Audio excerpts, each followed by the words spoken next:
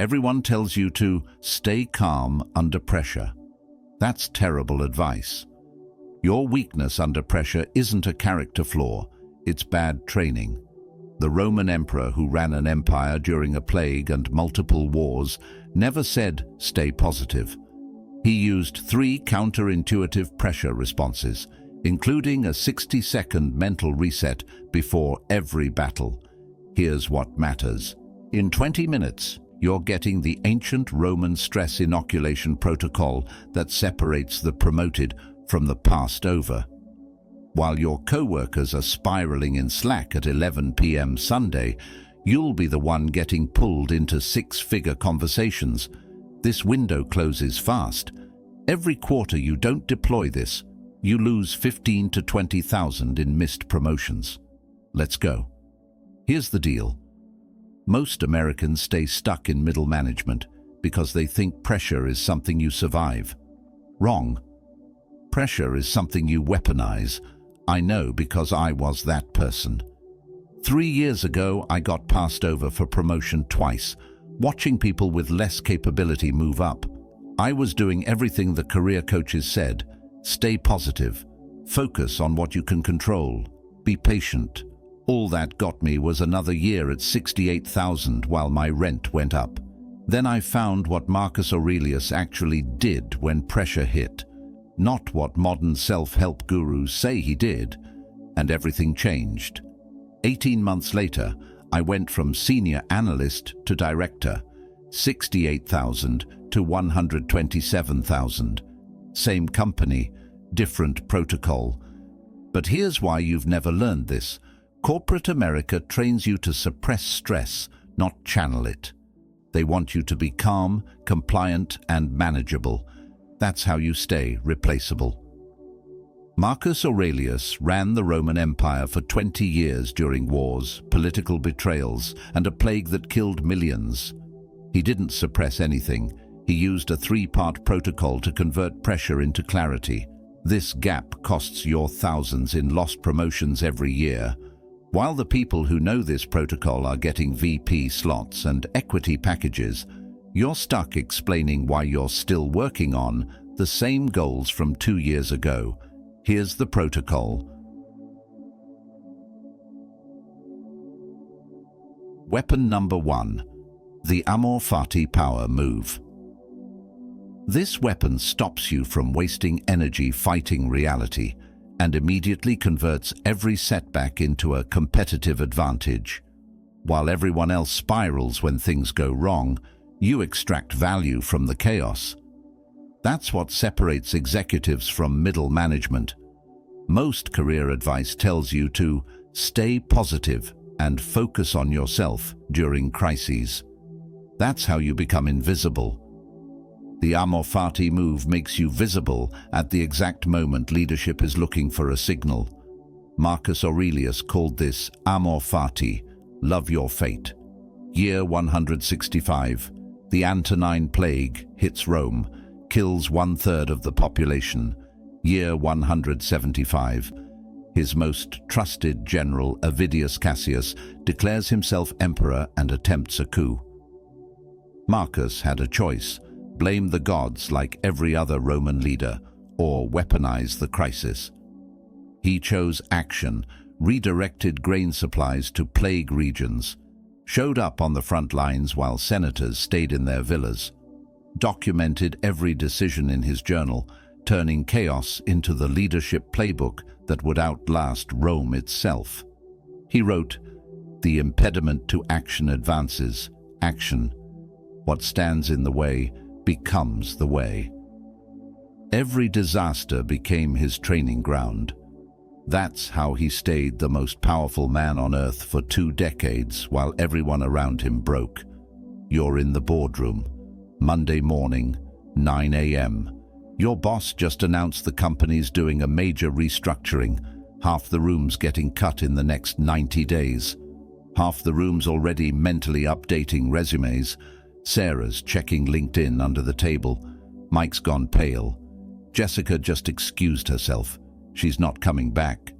Here's what the old you would have done. Panic. Immediately start polishing your resume. spend the rest of the day catastrophizing, go home defeated. Deploy Amor Fati instead. While they spiral, you think, this is happening, I can't stop it. What opens up right now? You spot it.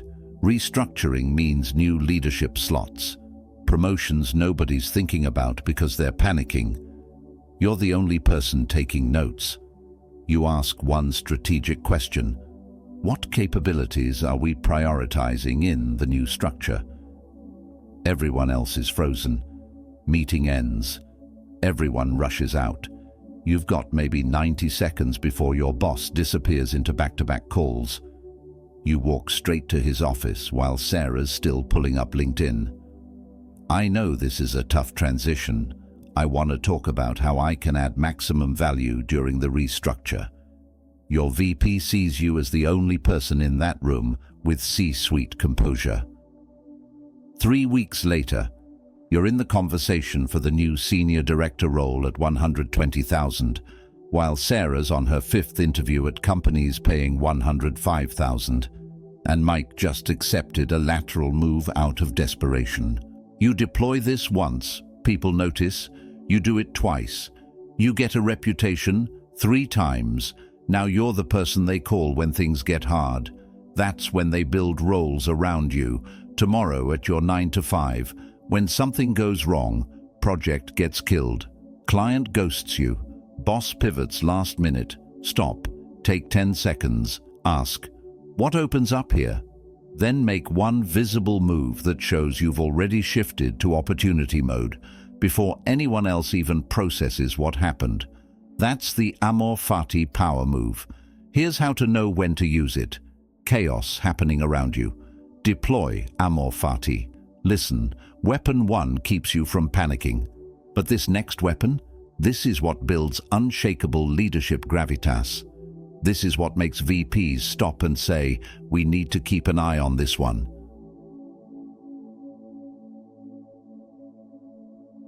Weapon number 2, the 60-second control filter. This weapon stops you from bleeding energy on things you can't control and channels 100% of your focus onto what you can actually change. You stay locked in when everyone else is having emotional meltdowns. That's how you get the VP nod, while your peers get the "you're too reactive" feedback. Most people think showing emotion proves you care. Wrong. In high-stakes moments, emotion reads as weakness. Control reads as leadership. Year 170.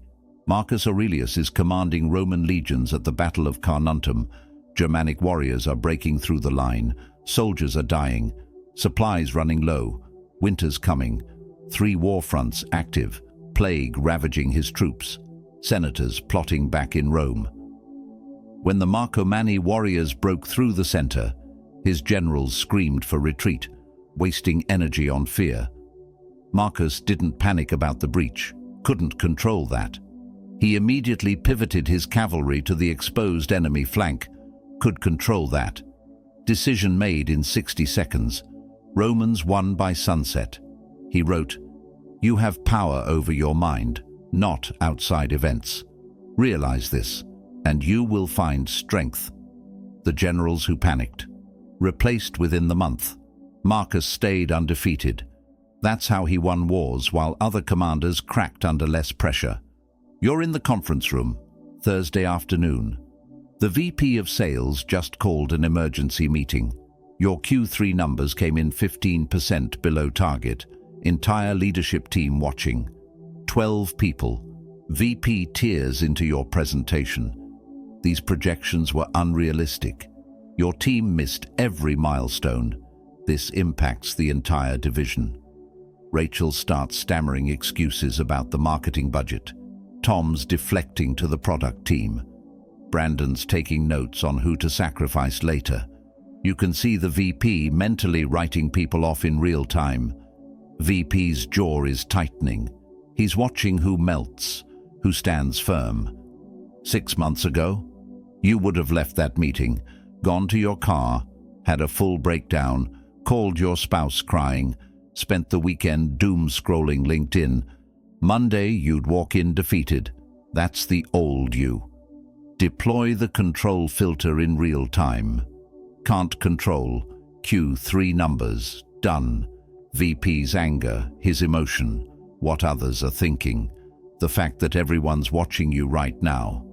Can control. My response, my forward plan, my composure right now, the next sentence out of my mouth.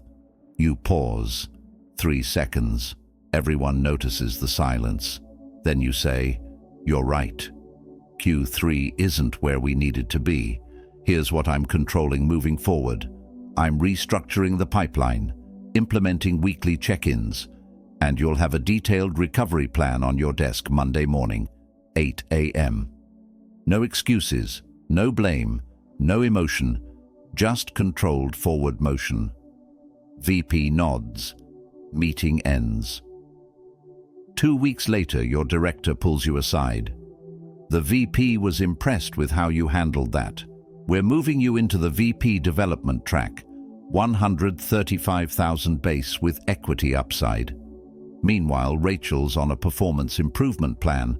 Tom just got reassigned to a B-tier account list, and Brandon's updates now go through you.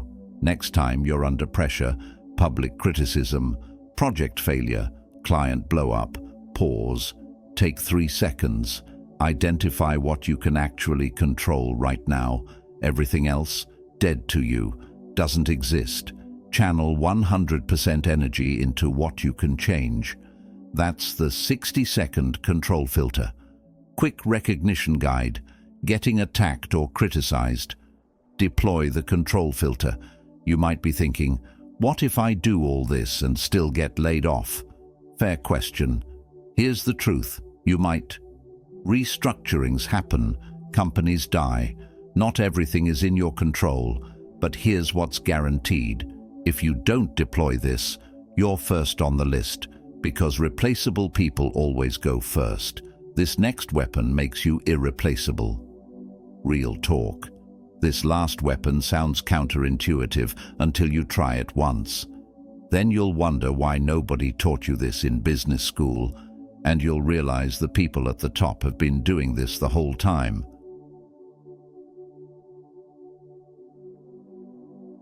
Weapon number 3, the pressure inoculation drill.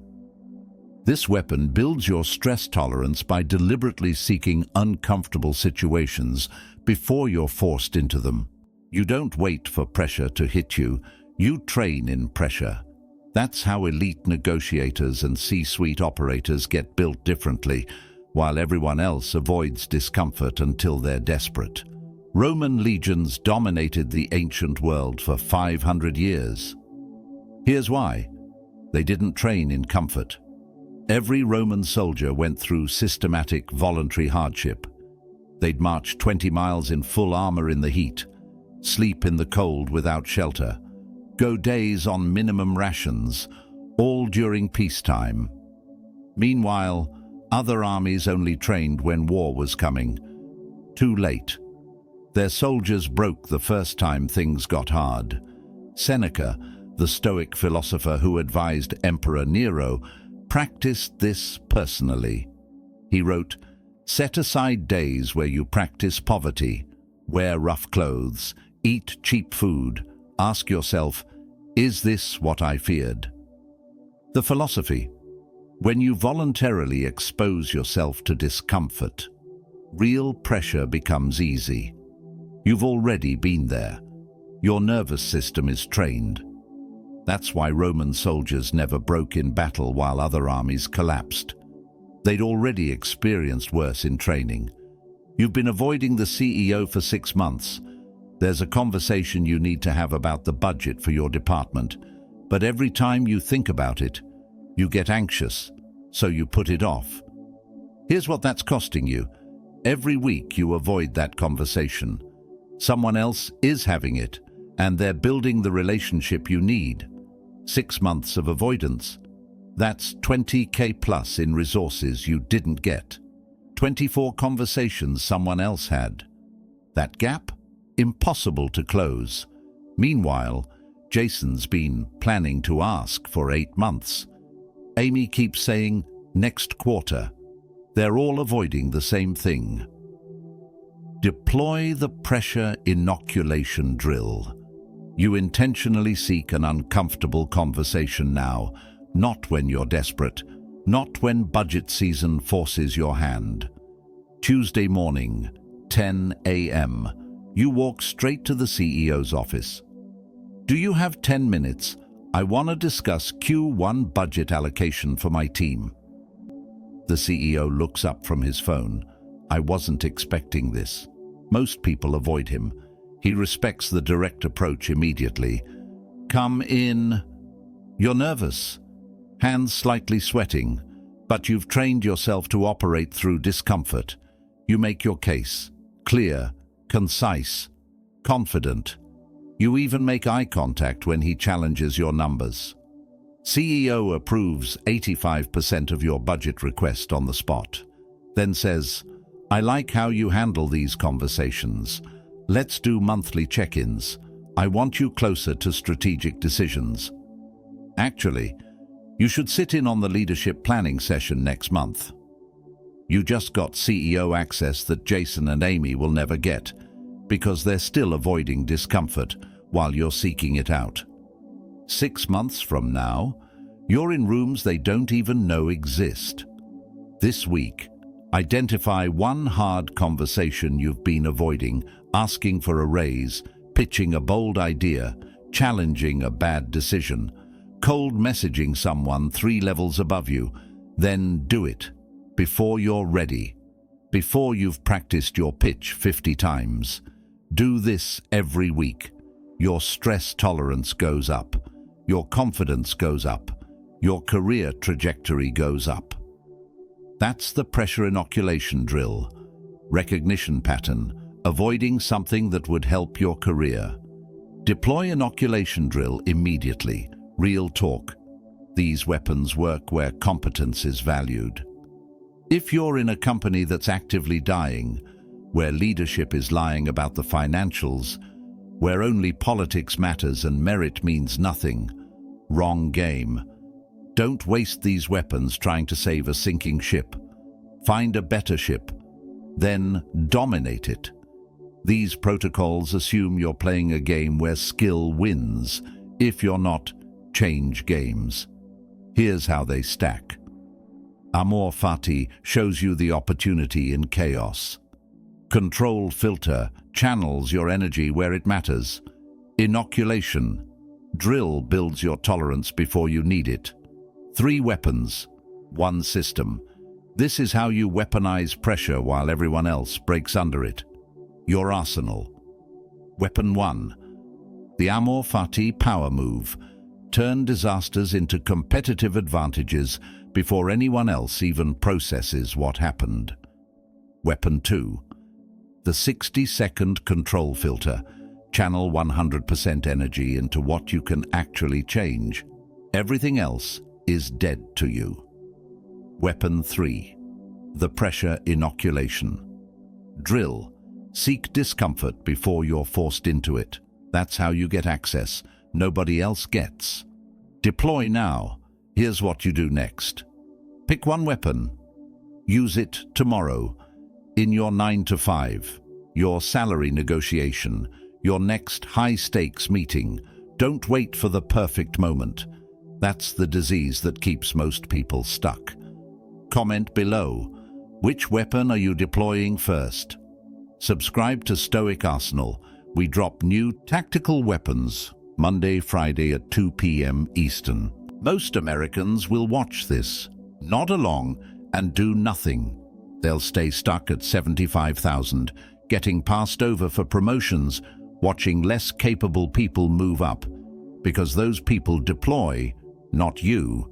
Your arsenal is loaded. You know the protocol Marcus Aurelius used to run an empire.